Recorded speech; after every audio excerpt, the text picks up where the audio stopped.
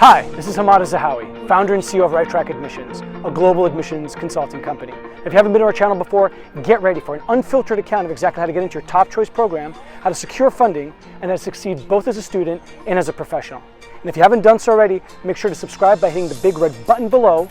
Also, hit us up on our social media handles to get the latest content from Right Track Admissions. So what are we going to talk about today? Today we're going to talk about what you should be thinking about and considering, almost like a checklist, just before you submit your application, and then what you do while you're waiting to receive news about your application. So make sure to wait till the end to get all the tips, tricks, and hacks, as well as your call to action to get on the right track to success. So when you're submitting your application, it goes without saying, you want to make sure it's flawless, it's perfect. So you want to keep proofreading. You want to make sure the sentence structures are perfect, the section transitions are perfect, you've answered the questions. Make sure you've got a checklist and you make sure that you're going through each one of those. Did I answer the question? Did I highlight my goals? We have another video, that really kind of highlights what you want to have, for example, in the personal statement, one of the bodies and core parts of any kind of application. So make sure to check out that video. And also, as I said, constantly make sure you're proofreading. And if you're not just proofreading yourself, try to get other people to also help you out from that perspective. Take a look at grammar, somebody can take a look at substance, and somebody who knows you well and can make sure that what you're writing is authentic and personal to you.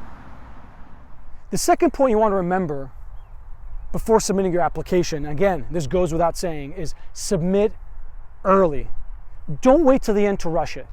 It's not worth it. I can't tell you how many clients have come back to us where letters of recommendation were never submitted, where documents were not submitted in full, like their GPA verification or what have you, right? Where they submitted the wrong draft of their personal statement. And so what ends up happening is they rush it, and even if they do a fantastic job on their application, it falls to nothing. It's for nothing. So you don't want to rush it. And then another thing that tends to happen when you rush your application before submission, and I can't tell you how many times this has happened, is that the systems get overloaded and you can't make the cutoff when you want to submit your application. And then you're down to begging and asking the school and pleading if you can submit it, and they may not accept it. So make sure that you schedule out the process so that you can submit at least a week or two in advance, especially the letter of recommendation, which oftentimes comes in at the last moment. So you want to make sure that you've done everything to schedule out and submit on time. Now that you've submitted your application, you need to be active. So stay active. What do I mean by that? You've submitted your application, you're waiting to hear back, you got waitlisted, you got deferred. You want to update the university about what you have been doing since you applied. So things like you've taken extra classes, you have been promoted at work and received some kind of achievement, right? You're doing certain things, you're staying active, and those things will help the university when you're on the wait list to kind of get over the hump. Because not only are you showing that you are doing things, but you're doing things that are making your candidacy look better. And the other thing when you want to thinking about active is you want to be active in terms of the school. So maybe you go visit the school, maybe you audit a class. Ideally you want to do this before you apply. But if you don't have a chance, then make sure you do it after you apply, especially for those schools that really matter most. Now the other thing you want to be thinking about after you submit your application is follow up. You don't want to be in a position where you've submitted your application, let's say back in November or December, and now it's January, February, March, you haven't heard back, April you haven't heard back, May you haven't heard back.